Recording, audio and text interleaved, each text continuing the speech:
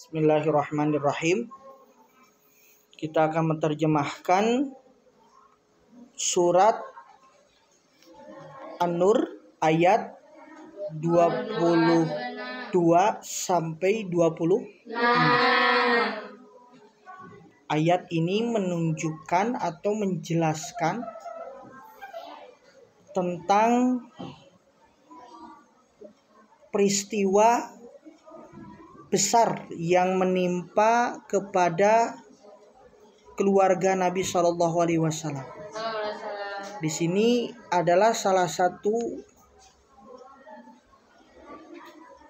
pembahasan, nanti akan dijelaskan beberapa tafsir dari ayat ini yang menjelaskan tentang hadisul ifki. Hadisul ifki ini adalah berita dusta, berita bohong yang dilontarkan oleh orang-orang yang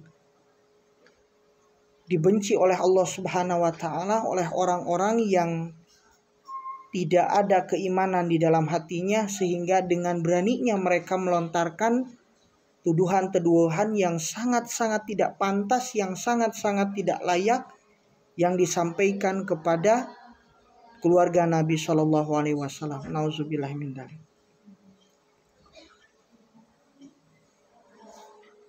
Wala ya'tali ulul fadli minkum was-sa'ati ayyutu ulil qurba wal masakin wal muhajirin fi sabilillah. Janganlah orang-orang yang mempunyai kelebihan dan kelapangan rizki di antara kamu bersumpah tidak akan memberi bantuan kepada kerabatnya, orang-orang miskin, dan orang-orang yang berhijrah di jalan Allah. Wal ya'fu wal yasfahu ala tuhibbuna ayyaghfirallahu lakum wallahu ghafurur rahim. Hendaklah mereka memaafkan dan berlapang dada. Apakah kamu tidak suka bahwa Allah mengampunimu? Allah Maha Pengampun lagi Maha Penyayang. Innal ladzina yarmunal muhsanatil ghafilatil mu'minati lu'inu fid dunya wal akhirah walahum adzabun adzim. Sesungguhnya orang-orang yang menuduh perempuan baik-baik, perempuan suci, dan beriman kepada Allah dengan tuduhan yang tidak patut, dengan tuduhan zina, nauzubillah. Mereka dilaknat di dunia dan di akhirat, dan mereka akan mendapat azab yang sangat besar.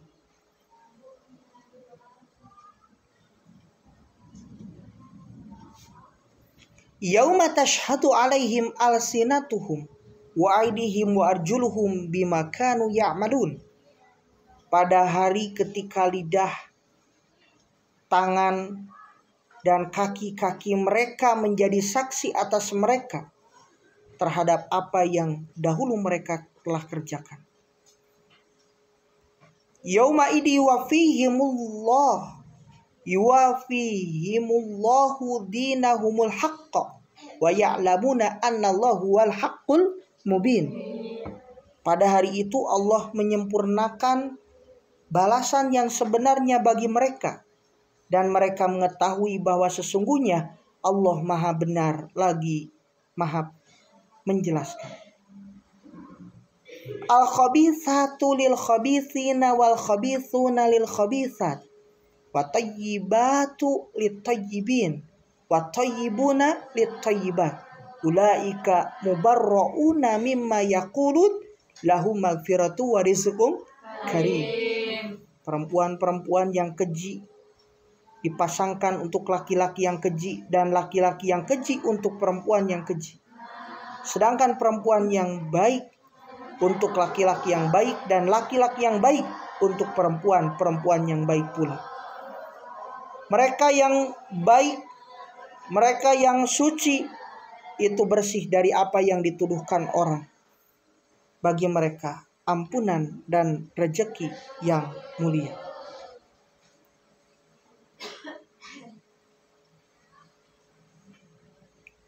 Wallahu a'lam. Ayat ini menjelaskan tentang begitu mulianya keluarga Nabi Shallallahu Alaihi Wasallam, begitu agungnya keluarga Nabi Shallallahu Alaihi Wasallam, sehingga Allah langsung yang membersihkan, yang mensucikan keluarga Nabi Shallallahu Alaihi Wasallam. Nama baik kehormatan yang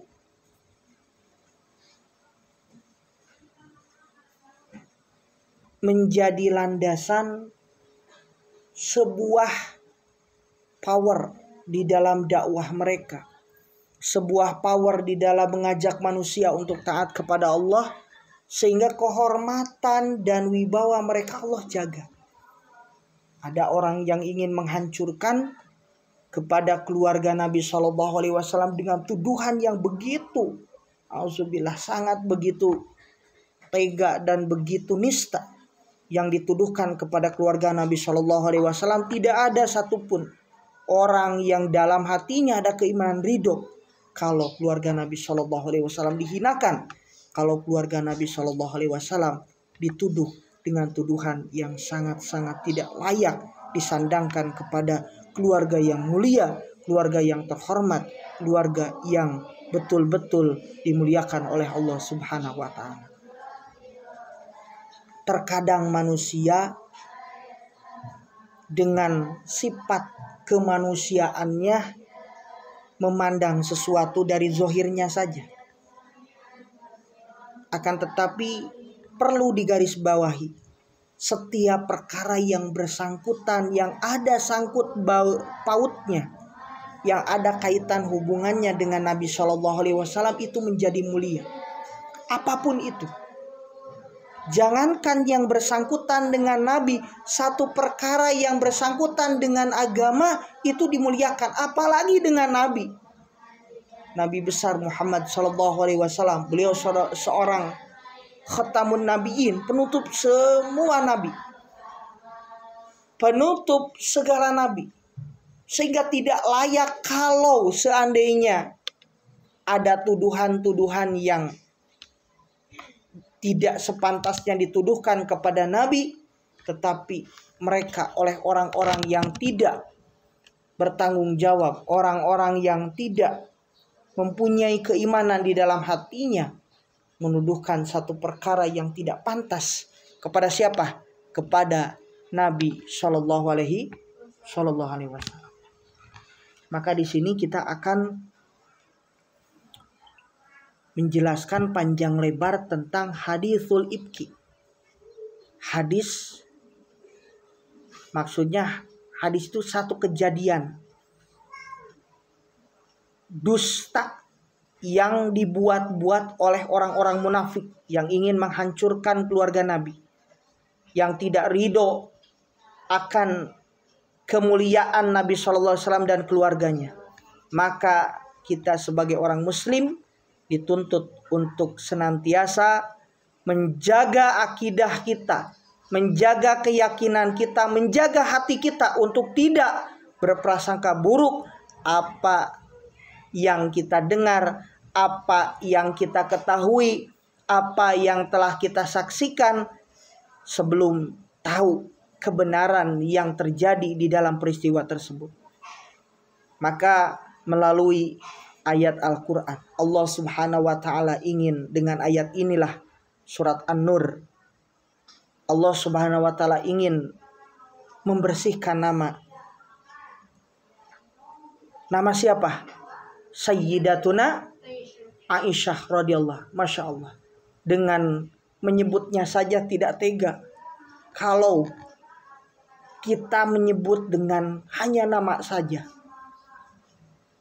kita mempunyai seorang yang betul-betul kita hormati, guru kita, orang tua kita tidak berani memanggil nama, apalagi ini kepada keluarganya Nabi SAW, kepada ummahatul mukminin tidak layak kalau seandainya kita memanggil dengan nama saja.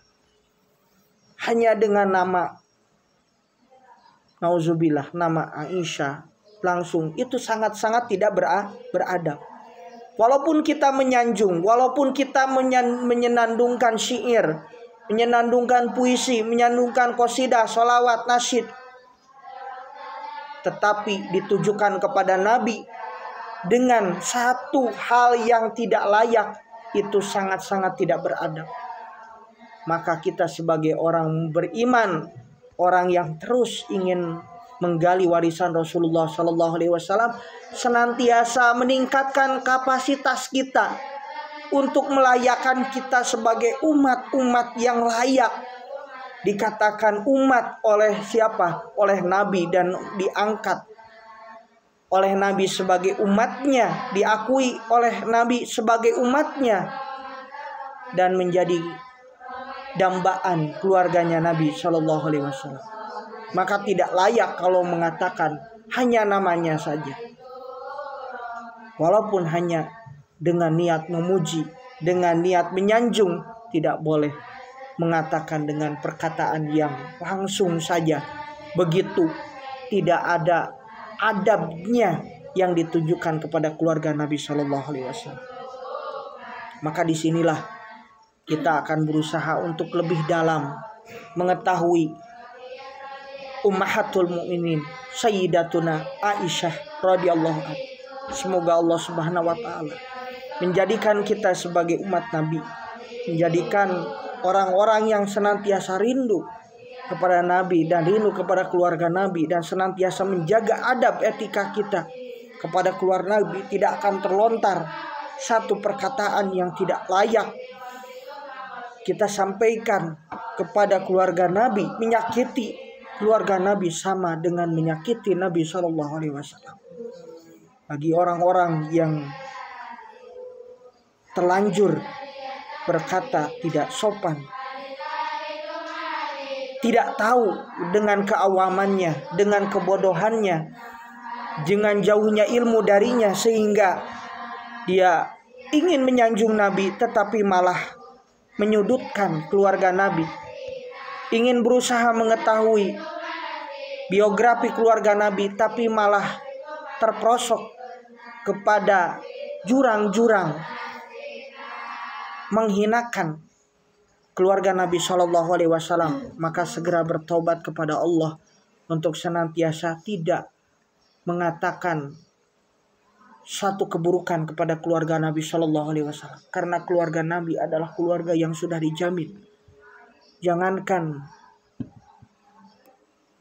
keluarga Nabi yang beliau cintai, perkara-perkara yang bersangkutan dengan Nabi pun Allah muliakan, apalagi ini keluarga Nabi. Maka disinilah ayat ini betul-betul harus dibekali, didasari dengan akidah keimanan kepada Allah. Sengaja sebelum menjelaskan tentang tafsir lebih jauh, menjelaskan tentang peristiwa di dalam ayat ini, peristiwa yang mana Allah telah membersihkan nama baik ummahatul mukminin, maka sengaja saya menyampaikan beberapa penjelasan supaya kita lebih apa? Lebih ta'zim kepada siapa? Kepada keluarga Nabi. Jangankan kepada keluarga Nabi, kepada sahabat Nabi pun wajib untuk apa? Untuk senantiasa kita memuliakan serta menghormati keluarga Nabi SAW. Bahkan di dalam hadis Nabi, man sabba ashabi fa'alaihi la'natullah. Barang siapa yang melaknat, mencaci sahabatku, fa'alaihi la'nat, maka baginya laknat Allah. Orang yang mencaci sahabat, menjelek-jelekan sahabat, menganggap tidak baik kepada sahabat, maka baginya laknat dari Allah Subhanahu wa taala. Nauzubillah min dzalik. Apalagi ini kepada keluarga Nabi Shallallahu alaihi wasallam, yang mana masalu ahli baiti, permisalan ahlul baitku itu kama salisapinatin Nuh, sebagaimana permisalan perahunya Nabi Nuh. Paman rokiba pakod naja, barang siapa yang mau untuk apa berkendara, naik kepada kumpulan, naik berpegang kepada perahu tersebut akan selamat. Orang yang berpegang teguh mengikuti keluarga Nabi, maka insya Allah orang tersebut termasuk orang yang akan diselamatkan oleh Allah Subhanahu wa taala. Mudah-mudahan dengan sebab kita berusaha untuk memperbaiki, menempatkan, untuk berbenah diri menjadi umat yang senantiasa mencintai Nabi dan keluarga Nabi Shallallahu alaihi wasallam, supaya menjadikan diri kita sebagai umat Nabi besar Muhammad Shallallahu alaihi wasallam. Maka keyakinan inilah yang senantiasa harus dipupuk sejak dini, keyakinan bahwasannya tidak ada yang terjadi dari setiap perbuatan keji yang dilakukan oleh keluarga Nabi. Hanya tuduhan orang-orang yang ingin menghancurkan nama baik keluarga Nabi. Orang-orang orientalis, orang-orang yang menghancurkan Islam dari dalam. Orang-orang yang belajar agama Islam ingin menghancurkan Islam dari dalam.